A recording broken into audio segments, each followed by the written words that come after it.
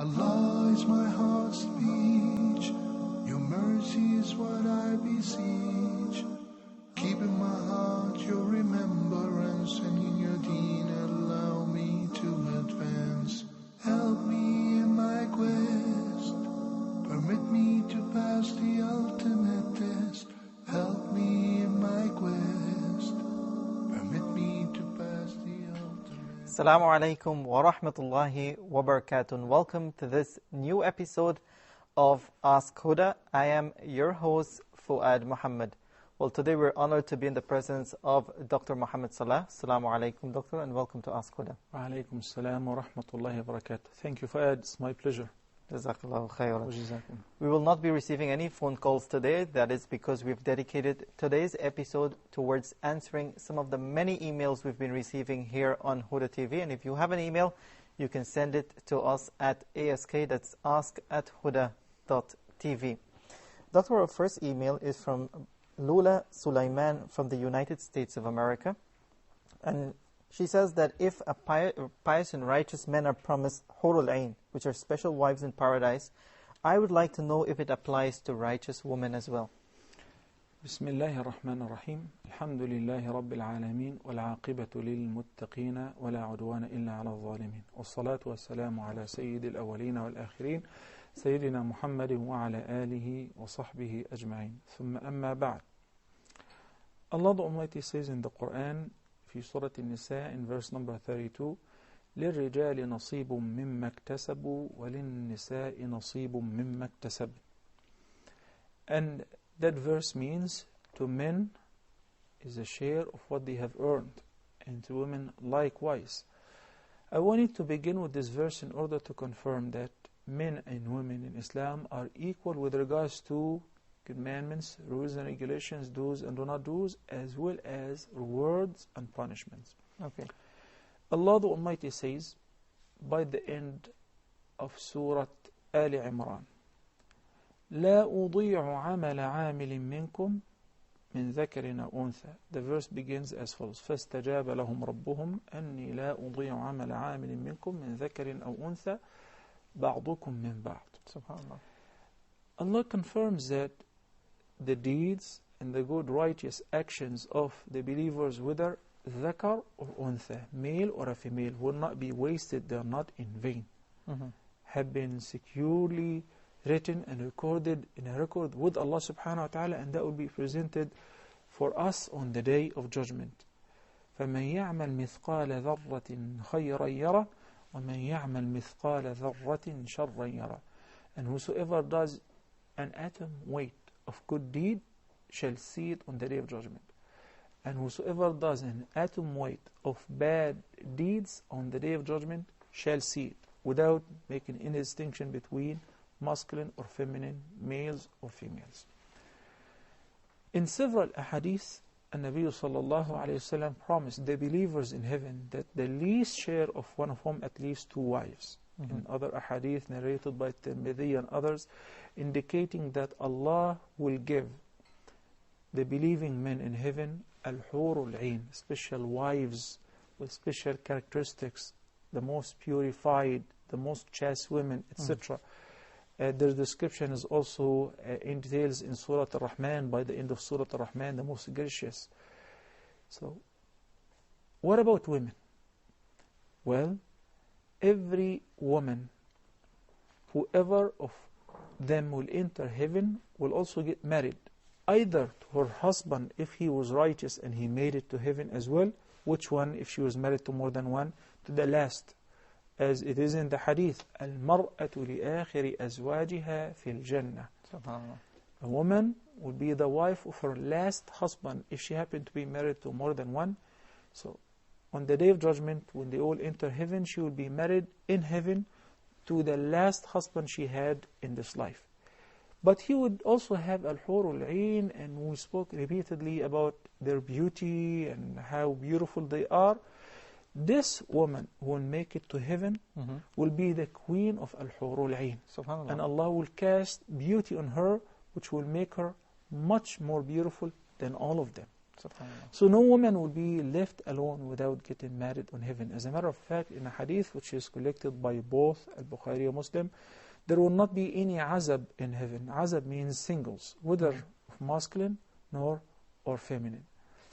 I want to tell you that eating and drinking and getting married in heaven, unlike those needs in this life. We eat and we drink because we have to survive. This is not the case. Okay. Eating and drinking in heaven and having the sexual contact is not for the same goals and objectives that we try to achieve in this life. No, it's for joy and delight.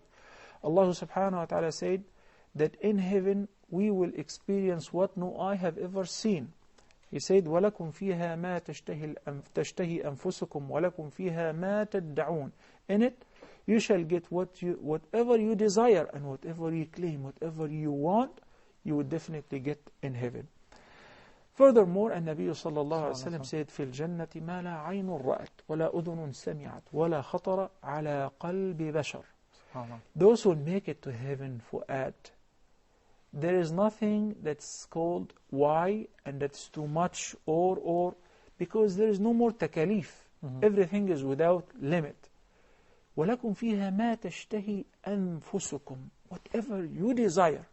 So Allah subhanahu wa ta'ala will satisfy the desire of both men and women, both alike in heaven. Anything that they desire, there is nothing that's called prohibited. That's nothing called restricted. Because restrictions and prohibitions were only in this life as means of tests and trials.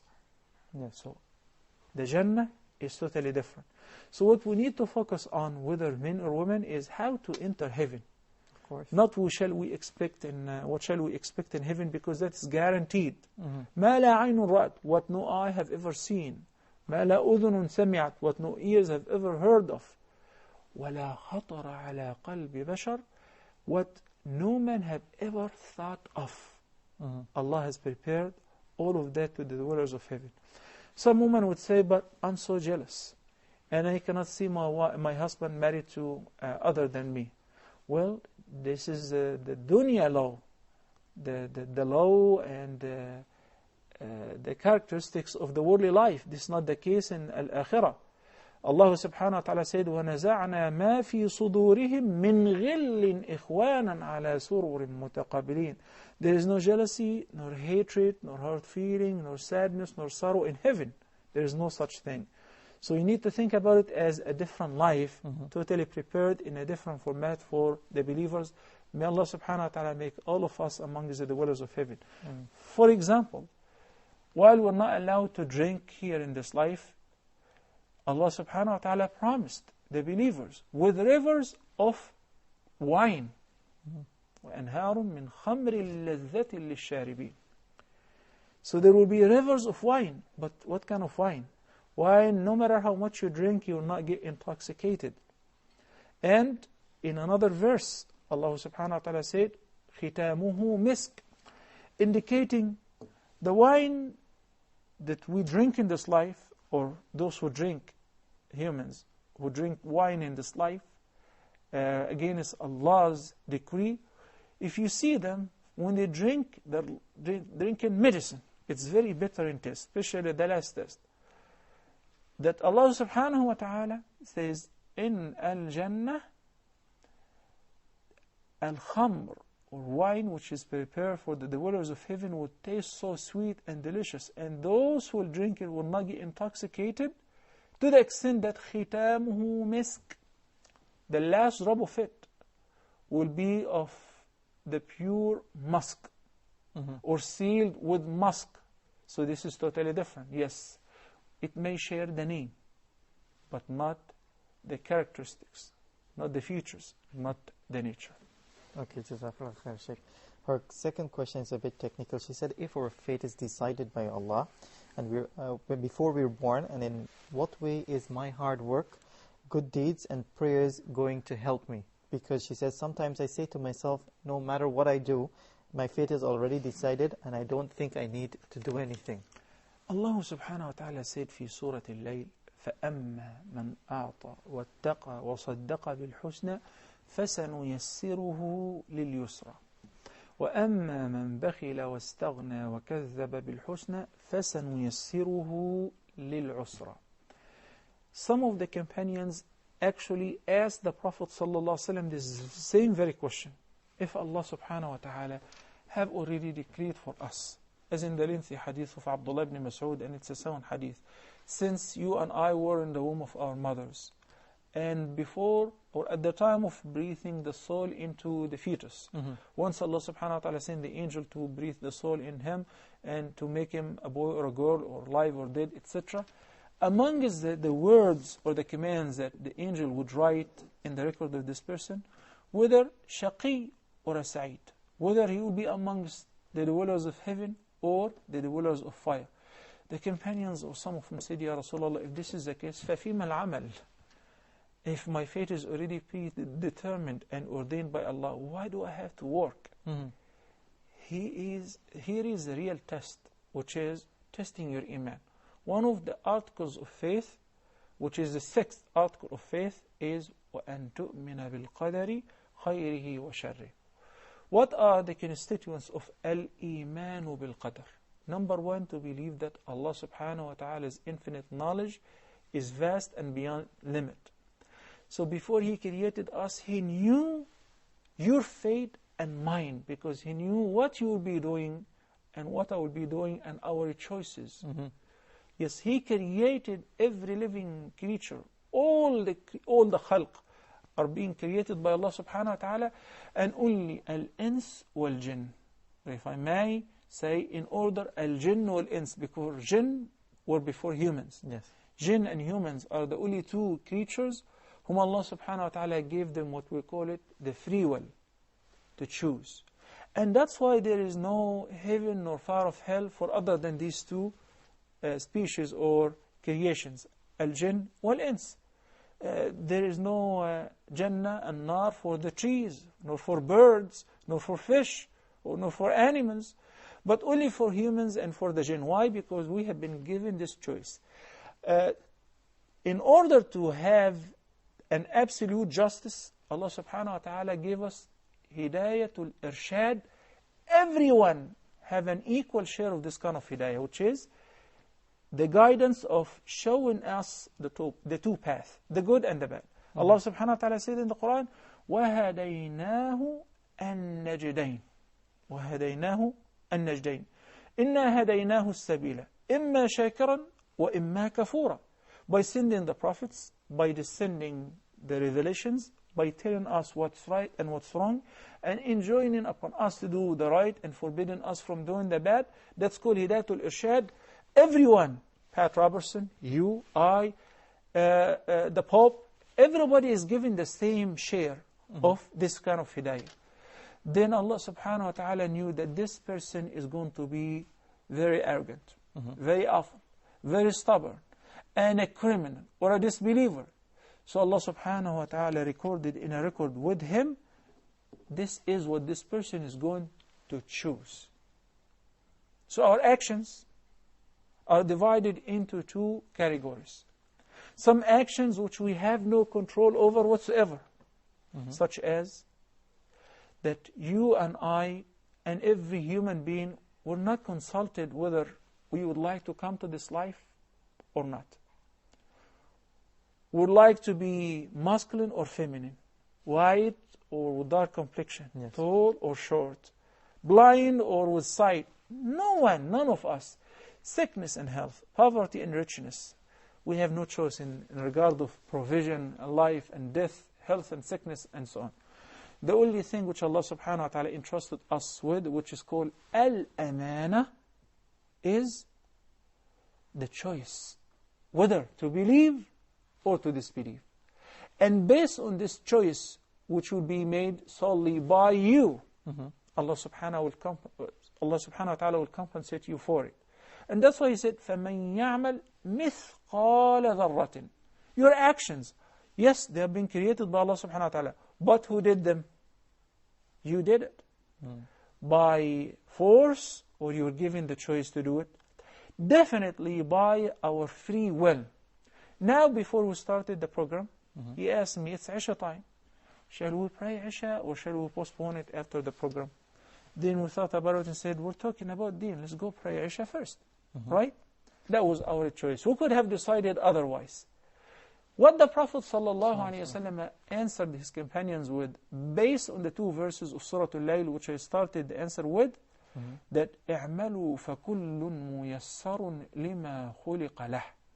Allah will facilitate for the believers to choose what's good based on His infinite knowledge that He knew by His infinite knowledge from them that those guys will choose to be good. Yes. So He gave them an easy path, an easy way, facilitated for them the good doing, and He made it liked and dear to their hearts. Yes. So somebody would stand up at night and would take 3 or 4 hours of his sleep in prayer. Somebody also said, it's impossible. I'd like to enjoy my night, like to enjoy sleep, and others will be drunk in the nightclub. But this person chose, that's his fun, that's his joy, to stand up and pray at night. That was his choice.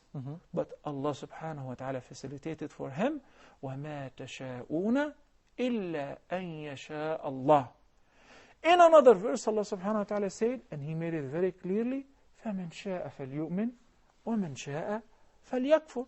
Whoever wills, let him believe, and whoever wills to be a disbeliever, let him disbelieve. But based on our choices, there will be either a reward or punishment. Wallahu a'lam. Similar to, just quickly, I always like to give this example because when I was young, our teachers explained it to us the same way. SubhanAllah. If you're a parent, or if you're a father, and you have several kids, and somebody asks you about one of them, and he said, you looked in your watch, you say, he must be in the masjid, because I know that on Tuesday, or whatever, around the same time, he attends the halqa in the masjid. Or he is attending here and there, because you know that this child of yours is righteous. His choice are like that. Yes. And he asks you about another one, who is also your son. You say, he must be at the coffee shop, or he must be hanging around with girls. He's your son. Would you like for him to do that? No, I don't, but what can I do? He's grown up. He chose to do that. So I would ask you, how did you know? How did you know? Yes. Do you have some security cameras and satellite that install in their bodies where you can know GPS? Where are they right now? No. But because of their habits, and you're very close to them, so you know their choices, and you're a human being. Is it too much for Allah, who is the Creator, who has a beautiful attributes that no one is equivalent or compared to Him, to know before creating us what would be the choices of each and every one of us? Anyway, this concept would be only absorbed by one who truly believes in Allah subhanahu wa ta'ala. Okay, our next email is also from the United States of America, and it's from a brother called Abu. He said, what do you say about Muslim leaders who refuse Sharia law? Very important question. I would just eliminate one word, which is Muslim leaders. I would just make it, what do you think of Muslims who object or refuse applying the Sharia in their daily lives? Why only Muslim rulers? What about you? What about you, Fuad? What about me? And that's why Allah subhanahu wa ta'ala did not address only the Muslim rulers. Rather, في Surah An-Nisa, Allah subhanahu wa ta'ala said, فَلَا وَرَبِّكَ لَا يُؤْمِنُونَ. That's a very serious threat and decision. Nay, by your Lord, they do not believe. They believe not. Whom? And why? And what would they do to make them not believers? فَلَا وَرَبِّكَ لَا يُؤْمِنُونَ حَتَّى يُحَكِّمُوكَ فِيمَا شَجَرَ بَيْنَهُمْ ثُمَّ لَا يَجِدُوا فِي أَنفُسِهِمْ حَرَجًا مِمَّا قَضَيْتَ وَيُسَلِّمُوا تَسْلِيمًا. There are 3 levels, 3 steps. In order to be a true believer, you must fulfill. You must do strictly. Number 1, seeking the judgment of Allah and His Messenger sallallahu alaihi wasallam in all of our daily and worldly affairs. Not just concerning cutting off the hand of the thief and stoning the adulterer or the adulteress if they were married, or concerning everything. Marriage conflict. Before going to the court and attacking each other and hiring a lawyer, If he is going to make up a case out of nothing and forge some false evidences in order to win a case, then he should be called a liar, not a lawyer. So the wife knows that her husband is not like that, but she's filing a lawsuit against him in order to be divorced. And maybe she's wearing hijab and she's reading the Quran or memorizing Quran, but when it comes to worldly conflicts, she does not recognize the Quran. She neglects the Sharia.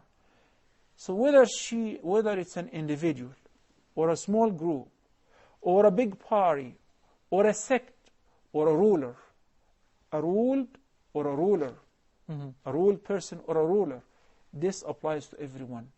If you reject the ruling of Allah, then you're not a believer. Subhanallah. This is what Allah said in Surah An-Nisa. فَلَا وَرَبِّكَ لَا يُؤْمِنُونَ حَتَّى يُحَكِّمُوكَ فِيمَا شَجَرَ بَيْنَهُمْ. Okay, I agree. Let's seek the judgment of Allah. Well, the judgment of Allah subhanahu wa ta'ala says you're wrong and you should be punished for that. You know what? I think I may resort to another view. Or let me consult somebody else. In this condition, you're not a believer still. It is not only consulting the religion or seeking the judgment of the Quran and the Sunnah, then rejecting it or neglecting it. No. The second step is ثُمَّ لَا يَجِدُوا فِي أَنفُسِهِمْ حَرَجًا مِمَّا قَضَتْ. They have no problem with the ruling of you, Muhammad sallallahu alaihi wasallam. Then after his death, the Quran and the Sunnah, they do not object to that. وَيُسَلِّمُوا تَسْلِيمًا. And they give up totally. If this is the case, Allahu Akbar.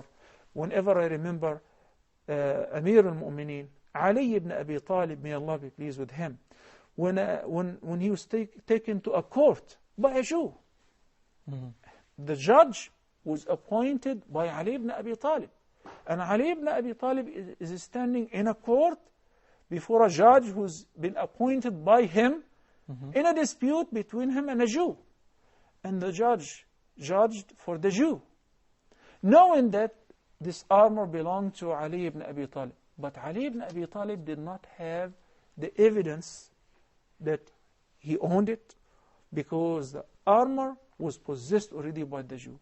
Once the Jew heard the judge saying, "Ya Amir al-Mu'mineen," then it's his. Because he said, "Yes, I have a witness, my son." He said, "You know that the testimony of a son for his father is invalid." Allahu Akbar. His son, whom the Prophet ﷺ said about Al-Hasan al-Husayn, they are Sayyida Shababi Ahl al-Jannah, the most trustworthy youth. But still, court in Islam is a court. No favors. Yes. Allah subhanahu wa ta'ala said, وَلَا يَجْرِمَنَّكُمْ شَنَآنُ قَوْمٍ عَلَىٰ أَلَّا تَعْدِلُوا اعْدِلُوا هُوَ أَقْرَبُ لِلتَّقْوَى. Let not the enmity between you and others divert you from being just. You must be just even with your enemies. So in this case, the Jew, after he heard the ruling, he was mesmerized. He could not believe his ears. He said, أَشْهَدُ أَن لَا إِلَهَ إِلَّا اللَّهِ وَأَشْهَدُ أَنَّ مُحَمَّدَ رَسُولُ اللَّهِ. So his iman came as a result of conviction. Of conviction of what? How Muslims practice their deen and followed strictly the guidance of the Quran and the Sunnah. So the ayah is very clear. The answer to the question: one who rejects the word of Allah, one who does not want to resort to the ruling of Allah and His Messenger sallallahu alaihi wasallam, and he says, well, in the 21st century is not befitting anymore, he is not a believer. That is the word of Allah. Wallahu a'lam. Okay, we have another email here from Brother Abdul Malik from the Kingdom of Saudi Arabia. He said, what is the ruling about drinking according to the Quran and Hadith? And he wants to know in order to advise his friend who is drinking very hard at the moment. Drinking is absolutely prohibited and haram. Number one, Allah subhanahu wa ta'ala said in the fourth stage of prohibiting drinking in Islam, and by analogy, every narcotics or every intoxicant, whether it's liquid or solid or powder, take it through inhalation or injection or by any route. إنما الخمر والميسر والأنصاب والأزلام رجس من عمل الشيطان فاجتنبوه لعلكم تفلحون. And he began the verse by saying, يا أيها الذين آمنوا. He's addressing the believers. Indeed, الخمر والميسر, خمر, alcohol, or anything that's similar to it, any intoxicant. Because the word khamr in the Arabic language is ما خامر العقل, and that's why we say a woman is wearing a khimar, because it's a veil. So when somebody drinks anything and it acts as a veil or a screen over his mind, he is absent-minded. And we have seen on those shows when the cops in North America, for instance, they stop an alcoholic person or a driver who's drunk, and they ask him to walk head to toe. They can't. Why? Because they're intoxicated. They're drunk. Yes. They look miserable. They utter miserable statements. The mind is veiled. So khamr, al-maysir likewise, which is gambling, all of that was put in the same verse. This is all haram, and it is filthy work of Satan. And Allah subhanahu wa ta'ala said about it, فَاجْتَنِبُوهُ. So you must avoid it totally. The word ijtinab is not only concerning drinking, any dealing with it, business transactions, selling, buying, serving, because the Nabi sallallahu alaihi wasallam cursed everyone who deals with alcohol directly or indirectly, even the waiter, the one who offers, introduces, the stock boy, the one who puts it in the shelves, etc. So this is from the Quran. What about the punishment? The had, which we call it the had. If you transgress it, then there is a physical punishment in this life. Then there is a punishment in the hereafter. The punishment of the hereafter, that you will be deprived from drinking the khamr of al-akhirah. SubhanAllah. وَالْعِيَاذُ بِاللَّهِ. Second, in this life, An-Nabi sallallahu alayhi wa sallam lashed and beat a person who drank during his life. In the hadith, it was 40 times. In one hadith, it was with the shoes. When the Prophet ﷺ passed away, Abu Bakr as-Siddiq followed the same way, lashing 40 lashes.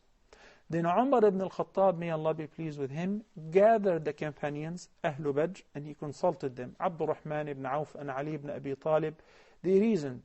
And you know, the ijma' of the Sahaba is hujjah. The general consensus of the companions is a proof that should be followed. Ali ibn Abi Talib, may Allah be pleased with him, said, well, what are the results of being intoxicated? When somebody drinks, yahdi, then he's drunk. He doesn't know what he's saying. So he can actually falsely accuse a chaste man or woman with any false accusation. What is the punishment for al-qadhf, or giving a false accusation to a chaste man or woman in Islam? It's 80 lashes. So he said, Ya Amir al-Mu'mineen, then the least punishment should be 80 lashes. So they agree to that. And that's why Al-Ahnaf, Imam Abu Hanifa and his school of thought, Wal-Malikiyya, Imam Malik and his school of thought, are of the view that the had, the punishment for a person who drinks in this life, 80 lashes. Al-Imam al-Shafi'i said 40. And anyway, even al-Shafi'i said 40, but he said the other 40 are ta'zir, which then there is no problem between the scholars in this regard. Because the Prophet ﷺ prescribed 40, and the other 40 are meant as ta'zir. Ta'zir means ta'deeb, or disciplining. Strengthening the punishment in order to repel or stop people from committing such crime. Okay, Jazakallah khair. Sheikh, we'll take a short break here on Ask Huda, and we'll be back right after this. Assalamu alaikum wa rahmatullahi wa barakatuh.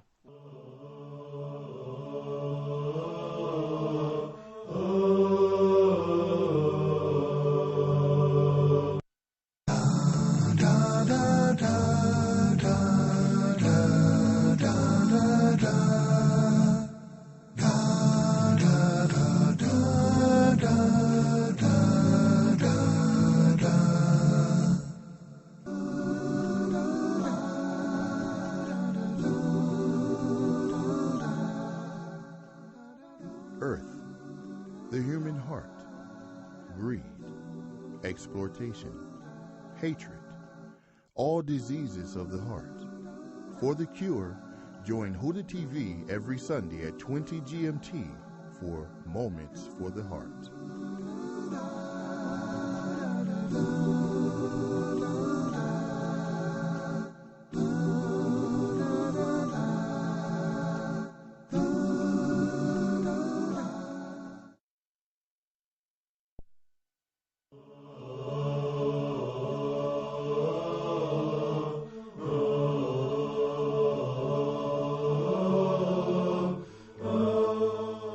Assalamu alaikum wa rahmatullahi wa barakatuh. It's good to have you back. You're watching Ask Huda. Just to remind you, we're not taking any telephone calls today. That is because today's episode is only for the emails you've been sending. And for those of you who would like to send us an email, you can send it at ask, that's ask, @huda.tv. Doctor, our next question is from Sister Sarah from London, and she says, what are the qualities a woman should look for in a man she wants to get married to, according to Islam? Alhamdulillah wa salatu wa salam ala nabiyhi wa mustafah, thumma amma ba'.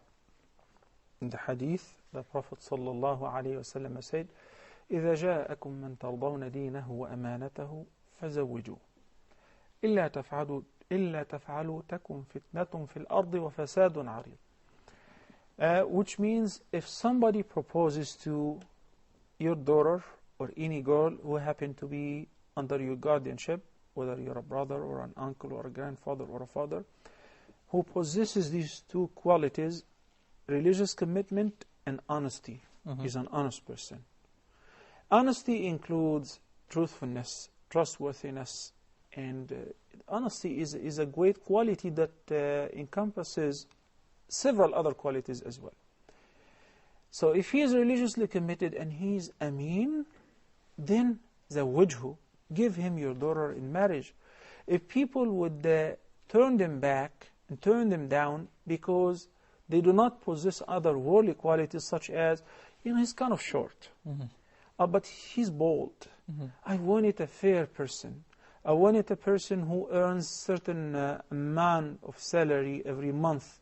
Or, in many cases like we see in Horizon magazine that such and such family are looking for a U.S. citizen. Yes. That's number one.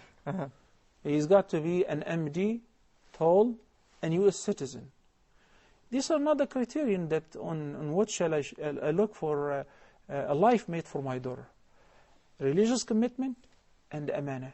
Does it mean that he has to be poor? Or he has to be ugly looking? Or he has to be... No. But I'm talking about these are the qualities which we look for most. Similar to when the Prophet ﷺ said in the hadith, with regards to searching for a life mate for a female, تُنْكَحُ الْمَرْأَةُ لِأَرْبَعٍ, for her beauty. A woman may be married for 4 reasons: for her beauty, for her family lineage, for her family position, and for her religious commitment. So the jamal, the mal, wealth and position, and the family lineage and prestige, then the religion. What did the Prophet ﷺ say in this regard? He said, فَاظْفَرْ بِذَاتِ الدِّينِ تَرِبَتْ يَدَاكَ. So if you focus mostly on a woman who is religiously committed, then you're a winner. SubhanAllah. Many people misunderstand and misinterpret this hadith, and they think that the Prophet ﷺ said that you're not supposed to look for any other qualities, above 3 qualities, the beauty, wealth, and family position. No, the Prophet didn't say that. He said, these are the 4 qualities which people may look for in a woman that they wanted to marry to. But the most important quality is the religious commitment. So, if you find a woman who is religiously committed and she is very pretty and wealthy and she is a descendant of a great family, then that will be wonderful. And if she have a sister, you can just call me as well. But if you can't, and you only find a woman who have 3 out of the 4, then one of the 3 has to be the religious commitment. What if you find a woman who only possesses 2 of the 4 qualities? Then one of the 2 qualities must be the religious commitment, and so forth. So what you need to focus on mostly is the religious commitment. Why? Because all the other factors are transient. They're not stable. Yes. They can just go by. But what would last is the religious commitment. And you can experience the happiest life if you happen to marry to a woman or to a man. If you're a woman looking for a man, or a man is proposing to you, the religious commitment is the most important quality. Okay. We also have a question here from Brother Abdul Mu'min from Nigeria, and he says, Salams, can you tell me if it's okay to be friend with a Christian girl? He's a Muslim. Is it okay to be a friend with Christian girl. a Christian girl? No, it is not okay to be a friend with a girl who is not lawful to you. I mean, she is not one of your muharramat, and those who are muharramat were listed in Surah An-Nisa, حُرِّمَتْ عَلَيْكُمْ أُمَّهَاتُكُمْ.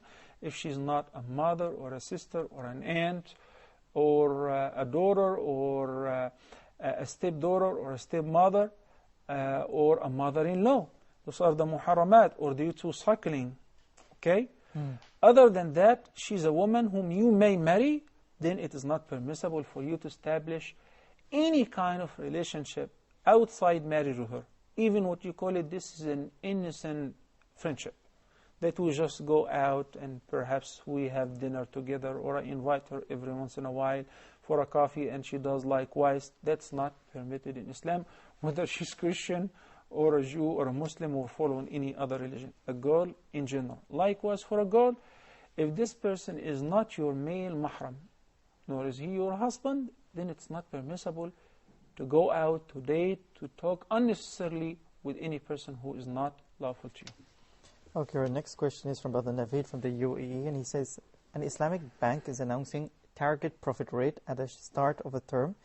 It then invests the money to the depositors on mudaraba and musharaka basis for that term. No. Right? He said when the term matures after a few months, it gives profit to its account holders based upon the initial agreed rate. Although actual profit in the bank earned during that term might be different, it claims that it readjusts the profit sharing between the bank and the account holder at the end of the term so that it may give the profit that is initially agreed. Is this okay? With regards to the initial agreement in the beginning, if we're talking about a fixed rate, we're not talking about that a fixed rate that I will give you 10% of what you deposit no matter what happens. Such thing is definitely riba. Yes.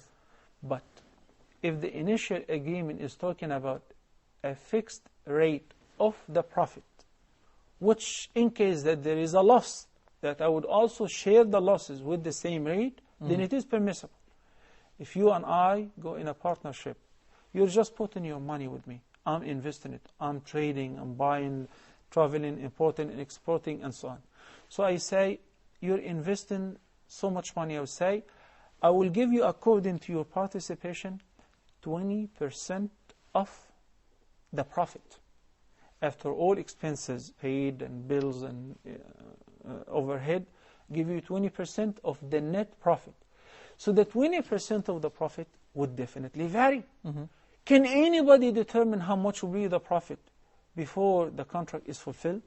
Before we finish the business and the deal? No way, especially if you're importing or exporting. So something might happen. It might, the profit which you're expecting might end up with a loss. So in this condition, the participants or ash-shuraka have got to share or to take a share of the loss as well. But those who have in the initial agreement that you're not responsible for any losses, and rather you will get certain amount of money, not percentage of the profit, certain amount of money, no matter what happens, this is what we call it riba. Okay. We have a long email here from a sister as well. She says, I watched the fiqh program on the administration, and I understand that most of the points, alhamdulillah, but there are still some few things that are not clear. She says, if a sister has established a 7 days menstrual cycle, for example, and then it becomes clean, and she says dryness with clear white discharge, then have ghusl and started to pray, but after 2 or 3 times, or even more than for months, the days she starts to bleed again and the blood looks like menstrual blood. What does she do? Well, after the monthly period is over and she has seen the white discharge and she confirmed the purity, then whatever follows that is irregular bleeding. That's due sickness. That's why we call it irregular bleeding. Whether for hormonal disturbance or being exhausted or tired or exerting an extra effort for a reason or another, but this is not the haid, this is not the monthly period, because she have already exhausted the time and a few days passed by after she have seen the cleanness. So that will be treated in Islam as istihada. The regular bleeding or al-istihada does not stop a woman from praying or fasting or doing the regular activities, but she will be only required after purifying herself, to perform wudu for each fard prayer after entering the time. After hearing the adhan, or the time is due, the prayer time is due, she will perform wudu, and she will pray this fard and all the relating nawafil along with this fard with the same wudu. Then whenever there is a prayer time, after that you would have to make wudu once again. Okay, and we have a question here from Amina, and she says, I would like to know from the Sheikh if he can give me an advice, what is the best age for my child to start memorizing Quran? Once they know how to read and how to join letters together to pronounce words, you can start immediately officially memorizing systematically. But as far as memorizing, how early would it start? Trust me, it can start as early as 2 and 2.5 years. If the child sees you praying and he or she would come and copy you, and I have seen younger than 2 years, would come and copy and join the parents in their prayer, then you can repeat Surah Al-Ikhlas, Qul Huwa Allahu Ahad, etc. And the child will be able to repeat after you and learn how to pronounce the words and the letters properly. But officially, to put them in a hifz school, I guess at the age of 5 to 6, that is the best time. Wallahu a'lam. Okay, we have another question here in Quran, and it says, can you touch and recite the Quran without ablution? The more right view, no. According to the verse of Surah Al-Waqi'ah, which says, لا يمسه إلا المطهرون. Yes, there is a difference of opinions in this regard, whether that's referring to the angels touching the preserved tablet or the wahy, or it is relating to the Quran being touched by the believers. As I say, the more right view, Wallahu a'lam, that it is not permissible to touch the Quran unless if you are in a state of tahara from both major and minor impurity. Okay, and it says, in what way can we help the deceased? I heard it's not possible to read the Quran to pass the reward to the dead person. So how can the living person help the dead person? There are so many ways. For instance, number one, which would not cost you any money, making dua. That is the most effective, and it is guaranteed that would benefit and would reach the deceased. Making dua. The Prophet ﷺ said, "Istaghfiru li'akhikum fa'innahu al-ana yus'al." After he buried one of the companions and they were fixing to leave, he said, "Wait a minute. Spend some time, make istighfar for your brother because he's being questioned right now." After his death, so al-istighfar was very useful and beneficial for him. Number two, the sound hadith of Imam Muslim, which is narrated, collected by Imam Muslim, in which the Prophet ﷺ said that nothing will benefit the dead after his death, the person after his death, except 3 things, and he mentioned one of them, a righteous child to pray for him after his death. So dua number 1. The continuous charity, that's also stated in the hadith of Imam Muslim, صدقة جارية أو علم ينتفع به أو ولد صالح يدعو له. So continuous charity, a charity which is continuous, which would last, such as if somebody in his life was able to build a masjid or participate somehow in building a masjid, or an Islamic school or a hospital or an orphanage, as long as it is existing and people benefiting out of that, there is a continuous reward. That's what we call it, continuous charity. Somebody died and he did not have an access to any of that. Water fountain, everybody can afford to do that. If you just put a water fountain in front of a masjid where people passing by can drink, this is a continuous charity. Its reward, if you say, "Oh Allah, give the reward of such and such deed to this person," it would reach him, as the Prophet ﷺ said. Furthermore, the Prophet ﷺ said, أَفْضَلُ الصَّدَقَةِ سُقْيَ الْمَاءِ. The best charity is to offer water to those who are thirsty. So water fountain is one thing. Somebody cannot even afford to establish or build or buy a water fountain. What about buying a couple of Qur'ans and putting them in a school or in one of the masajid, so that whenever they have halqa or somebody is waiting for the prayer, opens the Qur'an and reads? That's a reward that will pour in the account of the dead person. There are other means, such as if one can afford to perform Hajj or Umrah on behalf of a deceased, that too would benefit him by the leave of Allah subhanahu wa ta'ala. Okay, we have another email here from Brother Yunus, and he's from the Netherlands, and he says he's 12 years old, and he wants to know if handicapped people goes to paradise.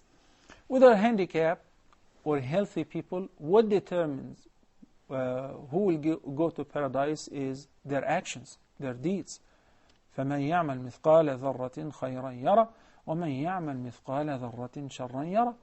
So whoever's good deeds would outweigh his or her bad deeds, inshallah they will enter heaven. And vice versa. But with handicapped people, they have been tested with some sort of disability. For being patient for this test and trial, they get more reward than the healthy people. Like the hadith in which the Nabi sallallahu alayhi wasallam said to a woman who was having seizures. She was epileptic. And she came to the Prophet sallallahu alayhi wasallam to pray for her cure. He said, if you wish, I would ask Allah to cure you, and you will be cured. But if you wish to be patient, and Allah will reward you for your patience, heaven. She said, well, then I would rather be patient and enter heaven. So in this hadith is an indication that for tests and calamities and disabilities, if one is being patient and thankful to Allah subhanahu wa ta'ala for everything, even if it is a disability, that would add up to the asset and the account of his good deeds. Okay, we have another question here from Brother Mohamed Salah from Bangladesh, and he says it's a tradition that when someone, after the burial, they will get together and try to finish the saying of La ilaha illallah 124,000 times. And we finish by saying La ilaha illallah Muhammad Rasulullah. Is there any hadith in Islam? There is no basis whatsoever for such practice. Okay, we have another email here from Sri Lanka, and he says it's from a sister called Fatima, and she says she likes watching Huda TV, but she says I'm removing the hair of the newborn baby. Should it be done on the 7th day? Is this true, and what is the Islamic rule for this? Okay, first of all, thank you for the notice, and we appreciate that you're watching Huda TV. May Allah subhanahu wa ta'ala bless you and all the viewers and their families. With regards to shaving the hair of the newborn on the 7th, that is a sunnah. The Prophet sallallahu alayhi wasallam said that كل مولود مرهون or مرتهن بعقيقته.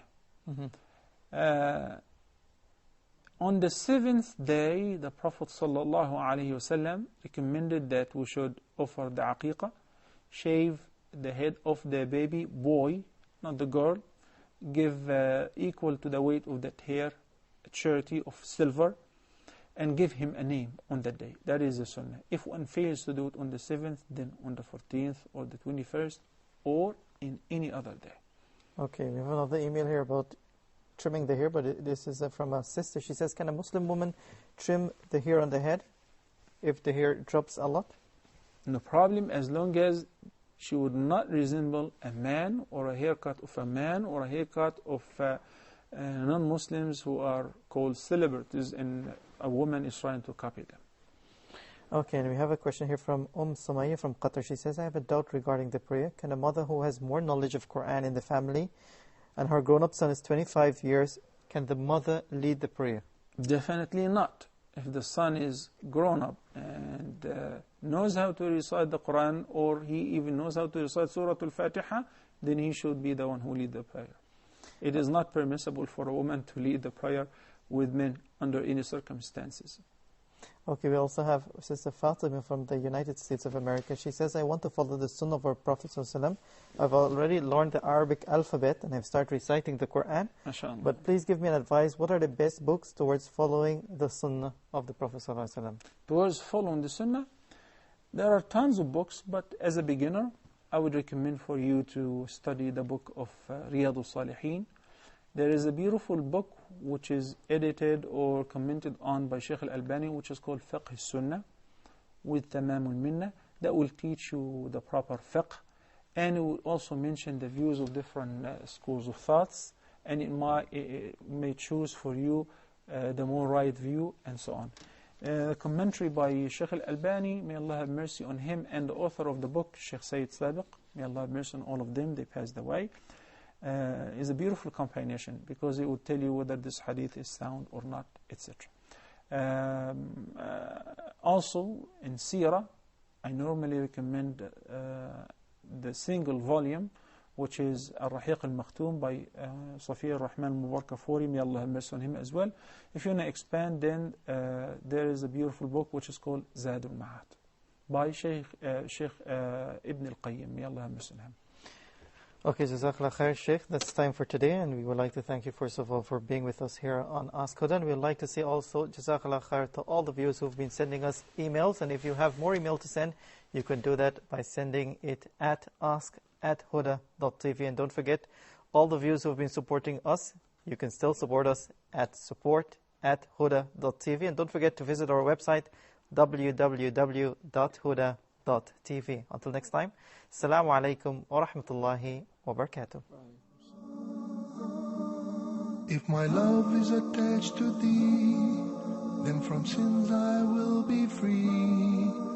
Each time my heart will beat, your name will resound with heat. Allah is my heart's speech, your mercy is what I beseech. Keep in my heart your remembrance, and in your deen allow me to advance. Help me in my quest, permit me to pass the ultimate test. Help me in my quest, permit me to pass the ultimate test. Help me in my quest, permit me to pass the ultimate test. Help me in my quest, permit me to pass the ultimate test.